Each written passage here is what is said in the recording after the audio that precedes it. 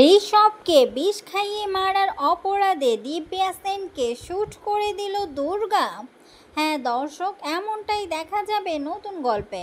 বিস্তারিত জানতে চ্যানেলটিতে লাইক দিয়ে সাথেই থাকুন। ভালো লাগলে সাবস্ক্রাইব করে রাখার অনুরোধ থাকলো। নতুন গল্পে দেখা যাবে যে দুর্গা আর ঋষভের ফুলসজ্জা শুরু হতেই দেখা যায় যে ঋষভ দুর্গাকে বলতে থাকে, নাও তুমি দুধটা খেয়ে নাও।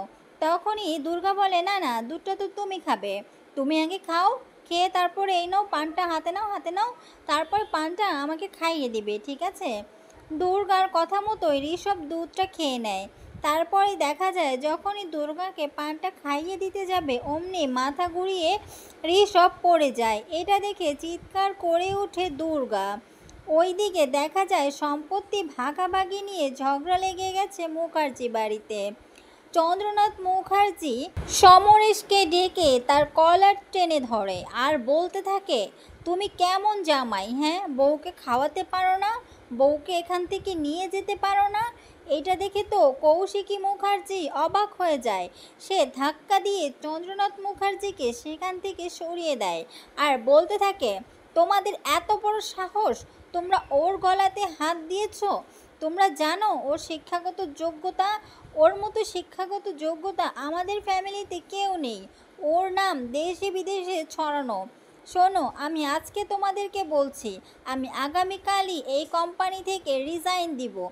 আজকে আমার জন্য আমার হাজবেন্ডের গলাতে হাত পড়েছে, এটা আমি কখনোই মেনে নেব না।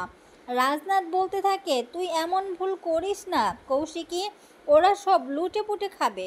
তুই তো জানিস ওরা কেমন লুটে খাওয়ার দল। কৌশিকী বলে, না কাকুমণি, কোনো উপায় নেই, আমাকে এটাই করতে হবে। তখনই দেখা যায় চন্দ্রনাথকে মারতে যায় রাজনাথ। তার গালে থাপ্পড় বসিয়ে দিলে চন্দ্রনাথও রাজনাথকে থাপ্পড় দিতে যায়। তখনই দেখা যায় যে হাতটা এসে ধরে ফেলে স্বয়ম্ভু মুখার্জি আর বলতে থাকে, এখনও ওনার ছেলে বেঁচে আছে, তাকে মারতে হলে আগে আমার সাথে লড়াই করতে হবে। এরপরই দেখা যায় তখনই কল চলে আসে দুর্গার। ঋষভের অবস্থা ভালো নয়, ঋষভকে আর ডাক্তার বাঁচবে না বলে দিয়েছে।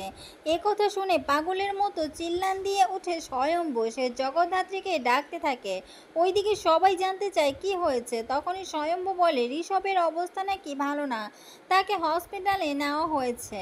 তখনই দৌড়ে সবাই হসপিটালের দিকে ছুটে যায়। তারা ভেবেছিল দুর্গাও হয়তো অসুস্থ হয়ে যাবে, কারণ তারা পানের সাথেও বিষ মিশিয়ে রেখেছিল। কিন্তু দুর্গার তো সেই পান খাওয়ার হয়ে ওঠেনি। তার আগেই ঋষভ বিছানায় লুটিয়ে পড়ে। কিন্তু এই দিকে দেখা যায় দুর্গা কথা যখনই জানতে পেরে যায় যে কাজটা আর কেউ নয়, দিব্যা সেন করেছে, তখনই দুর্গা সোজা শ্যুট করার জন্য দিব্যা সেনের ওখানে চলে যায়। আর সবটাই যে দিব্যা সেনের অসুস্থতার নাটক সেটা সকলেই বুঝতে পেরে যায়।